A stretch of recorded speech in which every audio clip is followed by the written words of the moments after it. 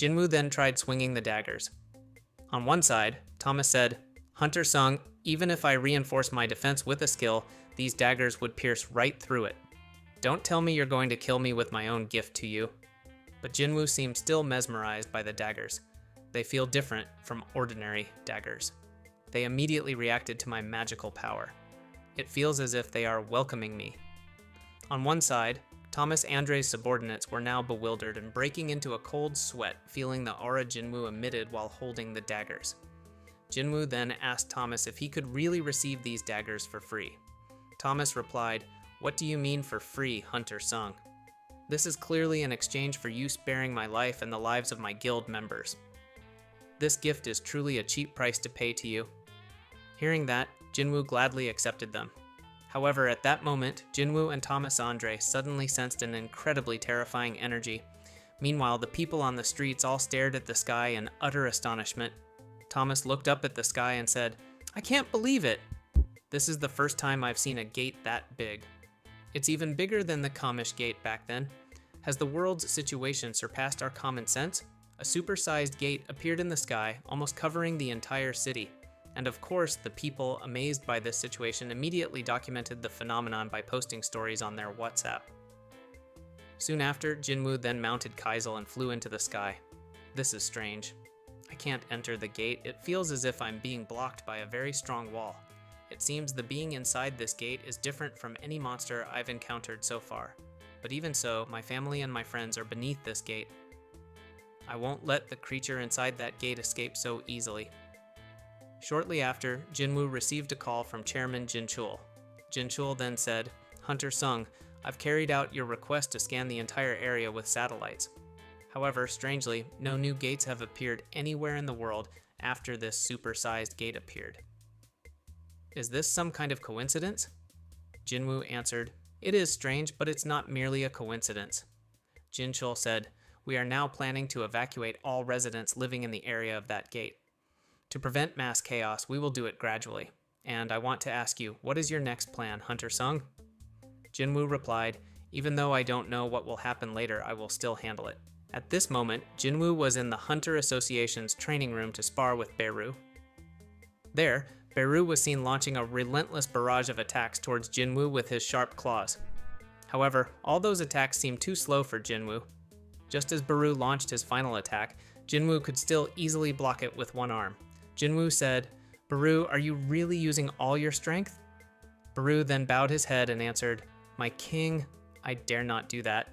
Jinwoo said, "Don't worry, I just want to break a slight sweat. You know, only you can make me sweat. So let's start again. Beru?" Responding to his master's command, Beru then activated his battle mode. Among other things, Beru's level was now maxed out with the commander rank. Immediately after that, Beru shot forward to attack Jinwoo. Yet Jinwoo could still easily dodge it, but Beru's attack didn't stop there.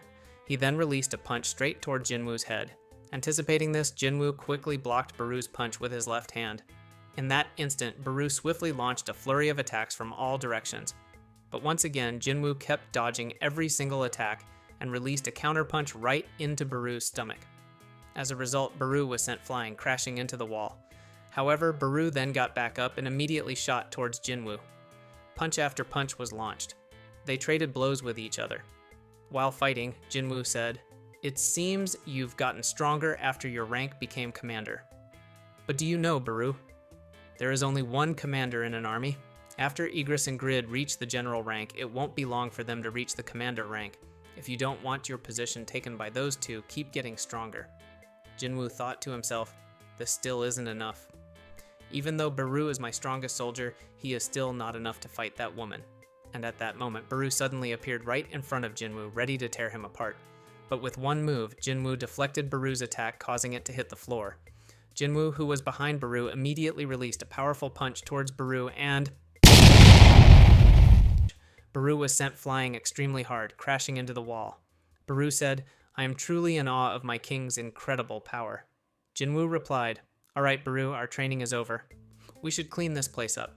The room was seen destroyed due to their fight. Meanwhile, elsewhere, Thomas Andre was seen still staying at a hotel in Seoul. Laura then asked, "Master, shouldn't we just return to America?" It seems the Vice President Hunter is worried about what might happen later. Thomas answered, "There are no other gates after the appearance of this giant gate, so what's the point of going back?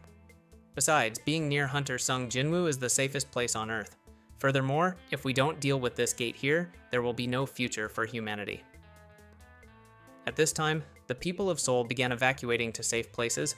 The city streets were getting more congested, filled with evacuating residents. On the other hand, Jinwoo was still monitoring the situation while searching for the whereabouts of the monarchs. Jinwoo thought to himself, "Even in this situation, I can't sense their presence. Where are you hiding?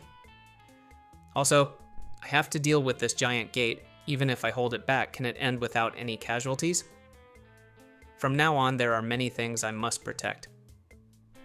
If this were the last time I live, who should I talk to?" Jinwoo then looked at the names in his phone contacts and found the name of a friend. He then called him. Meanwhile, elsewhere, precisely at Mr. Song's villa, Hunter Cha Hein was seen training her different skills there. But suddenly, Cha Hein's phone rang, and it turned out Jinwoo was calling her. Hein then answered the call and heard that Hunter Sung Jinwoo wanted to meet her. After that, Cha Hein asked Mr. Song for permission to leave immediately. Long story short, at an amusement park, the people there were seen looking surprised. Look, isn't that Hunter Sung Jinwoo? He's with the woman next to him. Is that his girlfriend? Isn't that Hunter Cha Hein from the Hunters Guild? So at this time, Jinwoo had taken Cha Hein for a walk in an amusement park. Jinwoo said, "Even though Korea is in an emergency situation, there are still many people coming to this place." Cha Hein asked, "Do you like places like this, Hunter Sung?" Jinwoo answered, "Not really, but at least I wanted to come here once." "Then why did you bring me to a place you wanted to visit, Hunter Sung?" "Because you are my only friend, Miss Hein." "Do you remember saying that I was your friend?" Hearing that, Cha Hein's face turned red. "Did you hear all my words back then, Hunter Sung?" Jinwoo smiled and answered, "I heard everything." They continued talking. Jinwoo then asked, "Do you want to try that ride?" That one, and that one too." "Do you want to try them?" Cha Hein smiled and answered, "I want to try them all." And soon after, the two of them began trying the rides one by one. However, not a single ride made them feel excited. After they had ridden all the rides, they continued with lunch. Jinwoo asked, "Why didn't you scream even once while on the rides?" "Didn't you have fun today, Miss Cha?" Cha Hein answered that it was quite fun, but Jinwoo said, "It seems the speed of the rides here is too slow for hunters like us. How about we ride something more exciting?" And at that moment, Jinwoo then summoned Kaizul to carry Cha Hein flying into the vast sky, piercing through the clouds. Jinwoo said, "How is it?" "Do you like it, Miss Hein?" Cha Hein was seen answering in awe, "It's so fast and high, and it's so beautiful." Hunter Sung, "I want to properly express my gratitude for saving me back then." "Thank you very much, Hunter Sung." They embraced each other under the beautiful evening sky. Jinwoo said, "There's still a place I want to show you, Miss Hein." Jinwoo then flew to a place far from the city. The sky began to darken, and now they were sitting under the starlight. Cha Hein was once again amazed by this beautiful scenery, then leaned on Sung Jinwoo's shoulder. The scene then cut back to the situation in Seoul. Under the giant gate, all residents had been evacuated, leaving only the hunters guarding the area. While patrolling, a hunter muttered, "In the next few days, that giant gate will open. Even though I've become a B-rank hunter, I must not let my guard down." As the hunter was patrolling, he was suddenly bumped into by a mysterious figure, and the hunter said, "Hey, what's your problem?" "You bumped into me, you should apologize." And it turned out the figure who bumped into him was a monarch. The hunters there saw him. "Wow, that person's body is huge, even bigger than Ma Dongguk's. Hey you, don't just stand there, apologize quickly." However, instantly the figure opened his mouth and directly ate the hunter's head. The other hunters were horrified seeing it. "That's insane." "He ate someone." The monarch figure smiled and began releasing a wave of his power, causing all the hunters there to be thrown back extremely hard. Even the cars nearby were sent flying uncontrollably. "How dare you, lowly humans? I will hunt you all starting now. My fangs and claws will destroy your bodies without a trace. I am the king of beasts, the beast monarch." A tremendous wave of power was released. Meanwhile, at the place where Jinwoo and Cha Hein were, far from the city, they were still enjoying their time together. Jinwoo said, "I know a hotel with a good breakfast menu near here." Let's shower and eat there. The two of them then left, riding Kaizel. Upon arriving at the hotel, Jinwoo and Cha-haen then enjoyed the delicious food available there. The scene shifted to the Korean Hunter Association office. At that time, Chairman Woo Jin-chul was shocked when he received a report that a monster had appeared in the city. This is impossible. There should still be a few days until the dungeon break occurs. Where did this monster come from? Jin-chul then asked, "Where is Hunter Sung Jinwoo?" His subordinate answered that there was no contact with Hunter Sung Jinwoo. "We can't reach him." At that moment, an officer came and gave a report. "Chairman, a hunter has arrived to face the monster." "Is it Hunter Sung?" asked Jin-chul. "No, Chairman. It is a national level hunter, and it turned out the hunter who came to face the monster was Leonard Nierman, a national level hunter from Germany." He thought to himself, "Can I handle this? My life won't end here, will it? Could the reason I'm in Seoul be to face this monster?" But suddenly, a hand grabbed Leonard's head from behind. "Step back! You're in my way," and it turned out to be Thomas Andre. Meanwhile, on the other side, Jinwoo, who still didn't know about the monarch's appearance, was still engrossed in enjoying his time with Cha-haen. Not long after, Jinwoo received a call from Chairman Woo Jin-chul. Jin-chul asked, "Hunter Sung, why are you always unreachable? There's a monster causing chaos in the middle of Seoul." Hearing this, Jinwoo was naturally very shocked. "Impossible. Isn't there still a few days before the dungeon break occurs?" Jin-chul answered that a monster had already appeared, but there was only one monster. And badly, all the hunters gathered in Seoul have been completely slaughtered by this monster that appeared out of nowhere. All the guilds that faced the monster were also completely wiped out. I think this isn't an ordinary monster. I also received a report that Thomas Andre is currently fighting the monster. Jinwoo thought to himself, "This is impossible." I placed my shadow soldiers on Thomas and the other hunters. But why? Why hasn't a single shadow soldier reported to me? For a moment, Jinwoo realized something. Damn. My connection with the shadow soldiers in the city is weakening. It feels like something is intentionally weakening it. What is really happening? How is this possible? How could an incredibly strong monster appear, to the point that national level hunters have to step in? "Don't tell me that monster is a monarch?" Jinwoo then asked the chairman, "Does that monster have a shadow?" Can you confirm whether the monster has a shadow or not?" Jinwoo then said to Cha-haen, "There's a problem in Korea right now." Cha-haen asked, "Has the dungeon break possibly happened?" Jinwoo answered, "No, it seems like a different problem."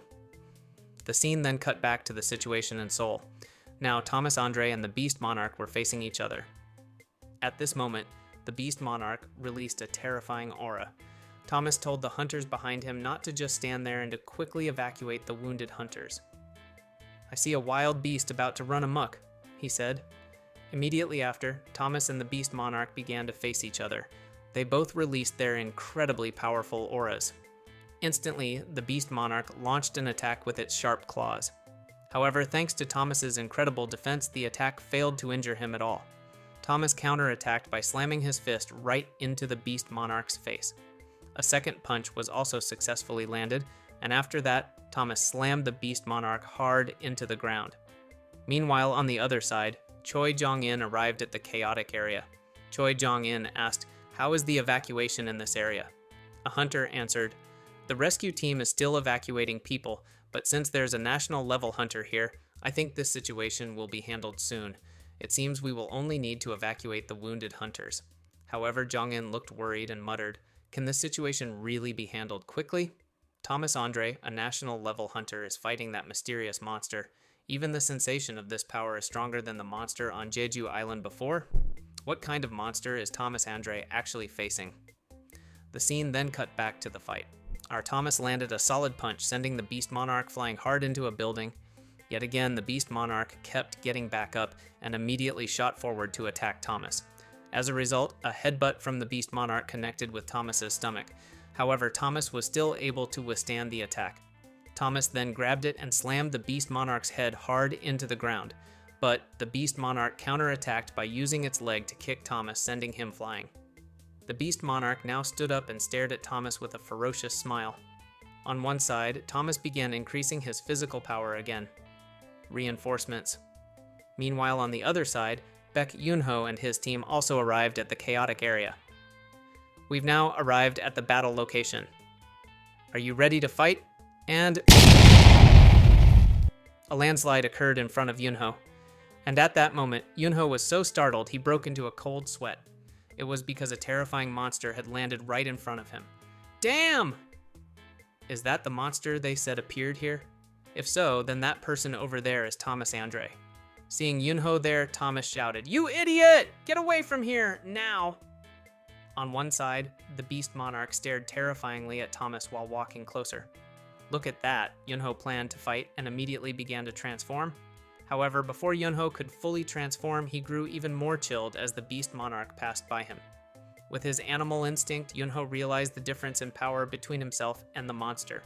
So terrifying was it that Yunho didn't even dare to look directly at the beast monarch. Yunho was completely powerless, but fortunately, the beast monarch ignored Yunho and walked towards Thomas. With a wave of its hand, the beast monarch then controlled the objects around it. Cars floating in the air were thrown at Thomas continuously. On one side, Thomas kept smashing every car that hit him, but because so many cars were hitting him, he became buried under a pile of them. Thomas then began to act. Psychokinesis. With a wave of his hand, Thomas directly pulled the beast monarch towards him. As the beast monarch was pulled close, Thomas raised both hands and slammed the beast monarch down hard. Got you! But it didn't stop there. Thomas then brutally landed a barrage of punches. Thomas thought to himself, "What is this? Even though I'm the one pummeling him, I feel like I can't win." And at that moment, something shocking happened. Thomas's punches were suddenly stopped. The beast monarch slowly rose and began to transform. Its black hair turned white. Its claws and fangs grew even sharper. It said, "I can't believe a broken doll like you is this strong. Are you finished with your pathetic attacks?" Seeing himself being pushed back, Thomas began to panic. It was because the beast monarch's power had increased drastically from before.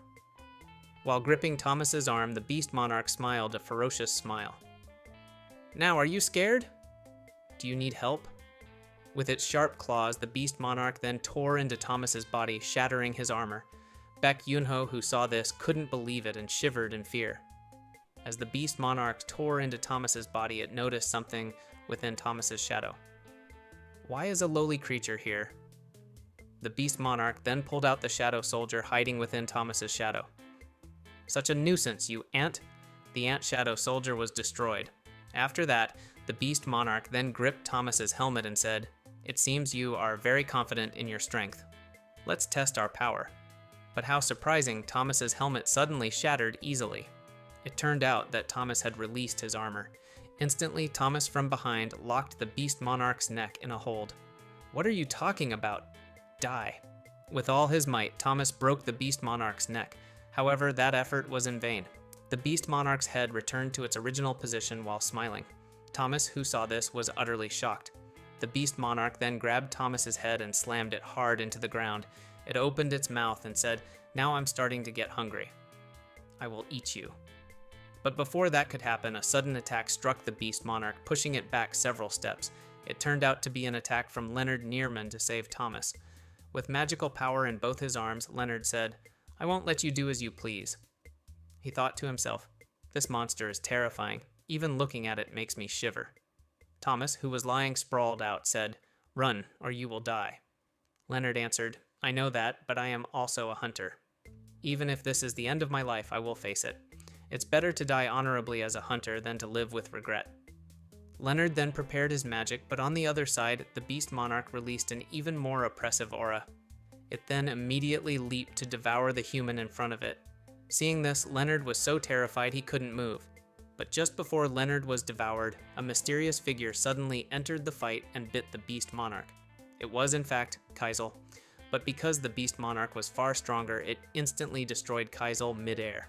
Just as Kaisel was destroyed, Jinwoo immediately closed in and delivered a kick right to the beast monarch's head. The beast monarch was sent crashing hard into the ground. Jinwoo now landed next to Leonard and said, "Can you take Thomas to a safer place?" Leonard answered, "All right, Hunter Sung, I understand." Leonard then carried Thomas away. After that, Jinwoo stared at the beast monarch and muttered, "Its intent to kill is truly immense. Furthermore, there isn't just one of them. In its beastly form, the Beast Monarch said, "I smell the Shadow Monarch on this human." So it's true this human is the vessel of the Shadow Monarch. But how can a human body wield the Shadow Monarch's power to this extent? It must be the doing of that damned architect, as he has been cooperating with the Shadow Monarch for a long time. From behind Jinwoo, another monarch appeared. It said, "Perhaps I can eat that human's body. I'd like to taste a fellow monarch for once." It turned out to be the Queen of Insects, the Plague Monarch, and once again, another monarch appeared, the Frost Monarch. Facing these three monarchs at once, Jinwoo remained calm. Their power auras were so strong that the sky suddenly turned dark. Jinwoo said, "Let's begin." "Come out." Jinwoo's shadow expanded. From within the shadow soldiers emerged and swarmed the three monarchs. Igris and Iron would face the Frost Monarch, Tusk and Jima would face the Beast Monarch, while Greed and Baru would face the Plague Monarch. Meanwhile, the Frost Monarch took a deep breath and immediately spewed frost towards the shadow soldiers. In that instant, most of the shadow soldiers hit by the attack were frozen solid. Greed and Tusk were also frozen, while Jinwoo blocked the attack with both his daggers. The Frost Monarch said, "Although you have quite a number of shadow soldiers, they are all just trash. Your army won't be able to move in this ice prison." Baru, the strongest shadow soldier, was now also frozen solid right in front of the Plague Monarch. Even Igris was frozen near the Frost Monarch. The Frost Monarch said, "How amusing. It's utterly illogical to use such weak shadow soldiers to attack monarchs like us. This is the result of underestimating the monarchs. Moreover, it seems that human hasn't fully mastered the Shadow Monarch's power yet." The Shadow Monarch may be the greatest monarch, but don't ever look down on the other monarchs. One of Jinwoo's hands was seen frozen, but Jinwoo easily shattered the ice. Using the Kamish's dagger, Jinwoo pointed his dagger at the Frost Monarch and said, "I will definitely take your life." Hearing this, the Frost Monarch was naturally furious. It then created an army of ice golems to attack Jinwoo. Meanwhile, from behind, the Plague Monarch also released a swarm of zombie insects, and immediately after, the zombie swarm surged forward to attack Jinwoo. In response, Jinwoo then unleashed slashes to eradicate the zombie army. At that moment, one ice golem was about to step on Jinwoo, and boom! A huge explosion occurred, but of course Jinwoo managed to avoid it. Jinwoo then jumped and slashed the ice golem's head, splitting it in two. As Jinwoo landed, two ice golem immediately attacked. Yet again, Jinwoo was able to slash both golems very quickly, and instantly Jinwoo shot towards the Ice Monarch. Seeing this, the Ice Monarch was startled, but before Jinwoo could reach the Ice Monarch, he was surprised by a sudden attack from the Beast Monarch. However, with his incredible reflexes, Jinwoo still managed to dodge it. And at that moment, claw after claw, slash after slash were launched. They exchanged attacks with each other. The Beast Monarch said, "Do you think a weapon made of mere iron can hurt me?" Jinwoo replied, "Normally it wouldn't. But this isn't just an ordinary iron weapon." And instantly, Jinwoo severed the Beast Monarch's arm. The Beast Monarch was utterly shocked. Meanwhile, from above, the Plague Monarch suddenly attacked with his magic. Giant hand-shaped magic could be seen around the Plague Monarch. On the other side, the Beast Monarch's severed arm had now reattached itself. And now Jinwoo was surrounded, having to face three monarchs and their soldiers at once. Baru, who realized his king's situation, broke free from the ice prison that confined him. Baru flew and said, "How dare you, you female insect, lay a hand on my king?" Hearing that, the Plague Monarch was annoyed and replied, "You disgraceful creature! An insect that doesn't know its own mother must be punished." The Plague Monarch's threads then attacked Baru. Seeing this, Baru immediately deflected them and went to his king's location. After Baru reached Jinwoo, the zombie army began to swarm again. Baru then helped Jinwoo deal with the enemies. As Baru was shredding the zombie soldiers, a perfect plague magic suddenly attacked Baru. Similarly, Jinwoo was slammed hard into the ground. Even before Jinwoo could move, sharp chunks of ice were ready to rain down on him from the sky. And instantly, the Ice Monarch's attack brutally rained down on Jinwoo.